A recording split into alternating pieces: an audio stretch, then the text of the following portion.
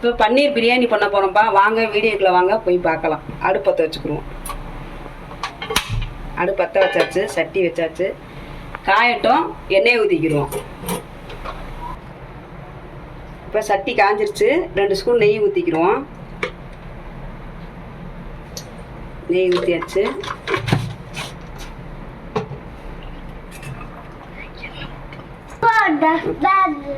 இப்போ கொஞ்சம் கோல்டு எண்ணெய் கொஞ்சம் ஊற்றிக்கிடுவோம். எண்ணெய் ஊற்றியாச்சு. இப்போ ஏற்கனவே பட்டை கிராம்பு ஏற்கனவே நொறுக்கி வீடியோவில் போட்டிருக்கேன். இப்போ ஒரே ஒரு பட்டை, 2 ஏலக்காய், ஒரு அன்னாச்சி பூவு, 2 கிராம்பு, ஒரு 7-8 முந்திரி. பன்னீர் பிரியாணி கருவை விடாமல் கிண்டிக்கிடுவோம். இப்போ 3 பெரிய வெங்காயம் உரிச்சு வச்சுருக்கோம், நறுக்கி அதையும் போட்டுருவோம்.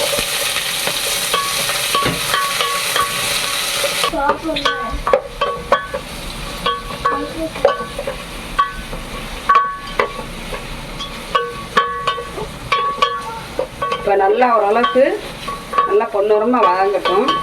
அடுப்பை கூட்டி வச்சுக்கிடுவோம்.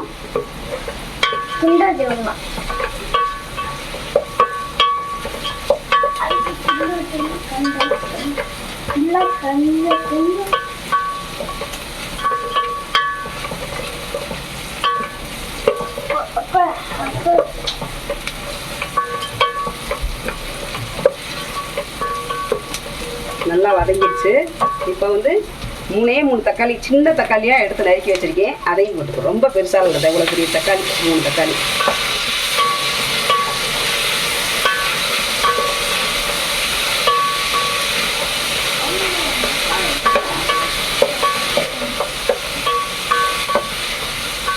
இப்போ ஒரு படிக்கின்றது நம்ம ஒரு கைப்பிடி போடுவோம். இதுக்கு காப்பிடி அரிசிக்கு அவ்வளோ போடவும் தேவையில்லை.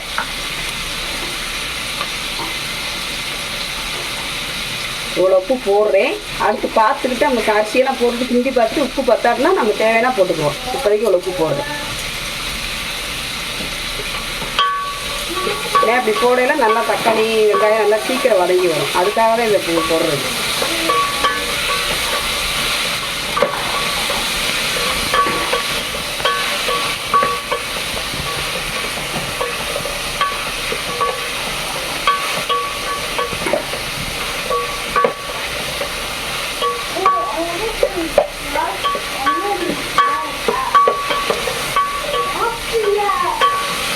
இப்போ புதினா கொத்தமல்லி இதை நறுக்கி வச்சுருக்கேன்.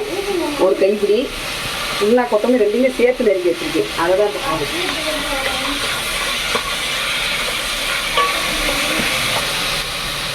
காப்பி அரிசி தேவையான 3 பச்சை மிளகா தான் போடுறேன்.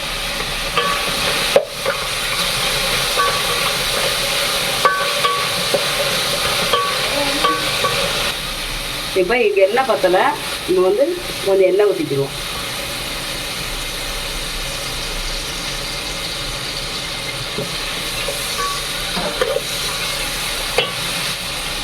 இப்போ தனி மிளகாப்பொடி இந்த ஸ்பூனில் 1/2 ஸ்பூன் எடுத்து வச்சுருக்கேன்.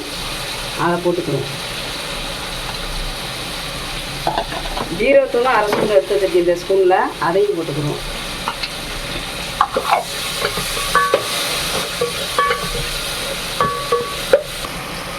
பிரியாணி பொடி அரைச்சி வச்சுருக்கோம். இந்த ஸ்பூனில் 1 ஸ்பூன் போட்டு அதையும் போட்டுக்கிடுவோம்.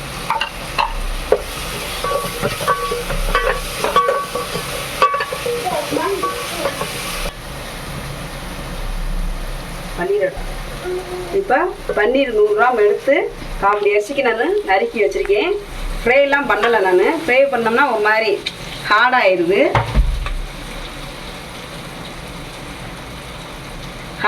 அதனால ஃப்ரை பண்ணாமல் சும்மா இதில் போடுறேன். சாப்பிடல ஒரு மாதிரி கல் மாதிரி போயிடும். இந்த மசாலாவோட சேர்த்து போடையில நல்லாயிருக்கும். அதுக்காக இதை போட்டிருக்கோம்.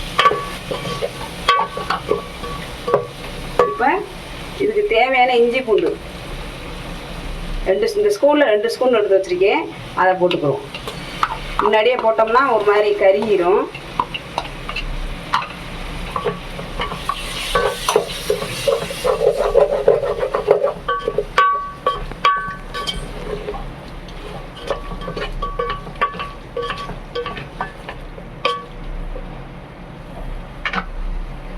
இப்போ நல்லா இத்த தண்ணி எலுமிச்சம்பழம் இதில் அரைப்பழம் புழிஞ்சு வச்சுருக்கேன். அந்த எலுமிச்சம்பழம் சாரை ஊற்றிக்கிடுவோம்.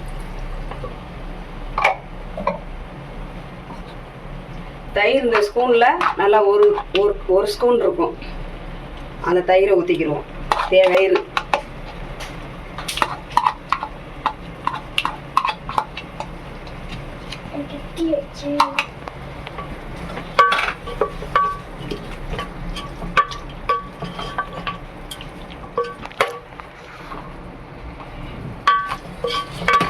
நல்லா ஓரளவுக்கு நல்லா வதங்கட்டும். லைட்டாக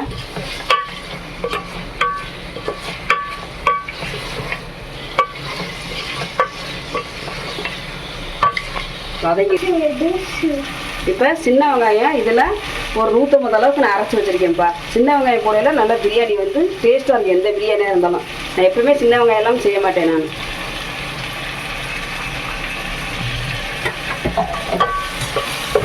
ஆனால் சென்னையிலலாம் அந்த பாஸ்மதி அரிசிக்கு வந்து சின்ன வெங்காயம் போடவே மாட்டாங்க. நான் வந்து இன்றைக்கி எடுத்து ஜீரக சம்பா எடுத்துருக்கேன். நான் எதுக்காக இருந்தாலும் ஆனால் சின்ன வெங்காயம் போடுவேன். நான் சின்ன வெங்காயம் போட்டு செய்யலை நல்லா பிரியாணி டேஸ்ட்டாக இருக்கும்.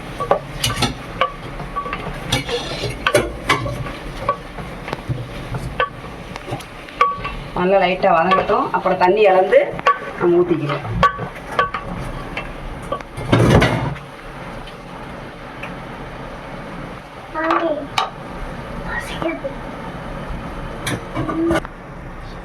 இப்போ நல்லா அந்த அளவுக்கு கிண்டியாச்சுப்பா. இப்போ தேவையான தண்ணி கலந்துக்குவோம். காப்பிடி அரிசி தான் அந்த கலந்து ஊற்றிக்குவோம். அரைப்படி தண்ணி ஊற்றினா போதும் காப்பிடிக்கு. ஏன்னா அரிசியை நம்ம ஊற வச்சுருக்கோம்ல. ஏன்னா ஜீரக சம்பா தான் நான் எடுத்திருக்கேன். நான் காப்பிடி அரிசி கழுவி வச்சுருக்கோம். இதை தூக்கி இதில் போட்டுக்குவோம். இது தண்ணி வடிகட்டுறதுக்கு தான் இது முதக்கரையே வாங்கினேன். இந்த சலடை தண்ணி புளியிலே இருக்கிறதுக்காக. இதில் வந்து நம்ம வீட்டு பிரியாணி பொடி வீட்டிலே யூஸ் பண்ணதான்ப்பா போட்டிருக்கேன். நான் வேறு கடையில் வாங்கினாலும் இல்லை. ஏற்கனவே இந்த வீடியோ போட்டிருக்கேன் நான். அதனால் வீட்டில் யூஸ் பண்ண பொடி தான் இப்போ போட்டிருக்கோம், பிரியாணி பொடி. இப்போ உப்பு செக் பண்ணிக்குவோம். உப்பு கக்கிற மாதிரி இருந்துச்சுன்னா சாப்பாடு உங்களுக்கு முடியலை சரியாயிடும். சப்புன்னு தான் இப்போ கொஞ்சம் போட்டுக்கிற முடியும். லைட்டாக பத்தலை. தக்காளி போடல போட்டேன்ல. இப்போ லைட்டாக கொஞ்சோன்னு போட்டால் போதும். இந்த அளவுக்கு போதும். ரொம்ப போட்டாலும் கச்சிரும். இப்போ கிண்டி விட்டுட்டு மூடி வச்சுருவோம். சாப்பாடு நல்லா இதாகல அப்புறம் 2 ஸ்பூன் நெய் ஊற்றிக்கிடுவோம். இப்போ மூடியை போட்டு மூடிடுவோம். இப்போ நம்ம சோறு சாப்பாடு வெந்துருச்சானான்னு பார்த்துக்குருவோம். சாப்பாடு ஓரளவுக்கு நல்லா வெந்துருச்சு. இப்போ வந்து இதை வந்து தம்மில் போட்டுடலாம். இதுக்குமே ரொம்ப வச்சோம்னா குழஞ்சிரும். ஏன்னா நம்ம ஜீரக சம்பா தானே எடுத்துருக்கோம். தண்ணியும் அளவாக தான் வச்சுருக்கோம். ரொம்ப கூட வைக்கல. இப்போ இதுக்கு தேவையான ஏற்கனவே நெய் ஊற்றிருக்கோம்ல. இதுக்கு தேவையான நெய் ஊற்றிக்குவோம். இப்போ வந்து வேறு நெய் ஊற்றுறேன். ஊற்றின வேறு நெய், இந்த வேறு நெய். அப்போ தான் எண்ணெய் வந்து இந்த நெய் வந்து கீழே முடிய நல்லா இதாகும். எல்லா சாப்பாடும் நெய்யாகும். போதும். 3 ஸ்பூன் ஊற்றிருக்கோம். இந்த நெய் போதும். இப்போ வந்து இதை வந்து தம்மில் போட்டுருவோம். இப்போ மூடிடுவோம். மூடிட்டு தோசைட்டி அடுப்பில் வச்சு நல்லா சூடு ஏற்றிடுவோம். இப்போ இப்படி வச்சு தண்ணி பிடிச்சி வச்சுருக்கேன். இப்போ இதை இப்படி வச்சுடுறோம். சோறு தம்மு ஆயிரும். சூடாகிறதுக்கு ஃபுல்லாக இருக்கட்டும் அடுப்பு. அப்புறம் சிம்மில் குறைச்சி வச்சுட்டு அப்படியே அமர்த்திடுவோம். ஒரு 1/2 மணி நேரம் சென்று எடுத்து ஓப்பன் பண்ணி பார்ப்போம். இப்போ தம்மில் வச்சுருந்தோம். இப்போ வந்து சாப்பாடு ரெடி ஆயிடுச்சான்னு பார்ப்போம். தண்ணியை ஊற்றிக்குவோம்.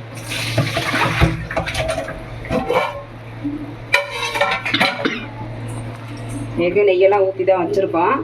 நல்லா ரெடி ஆயிடுச்சு. கரெக்டாக தண்ணி வந்து கரெக்டாக இருக்குது. நான் கூட அரிசியாக இருக்குமோன்னு நினச்சேன். அப்படி தண்ணி தான் ஊற்றிருக்கோம் அப்படின்னு சொல்லிட்டு. ஜீரக சம்பா தான் சூப்பராக இருக்குது. பன்னீர் பிரியாணி நல்லா பொழு பொழுன்னு இருக்குது.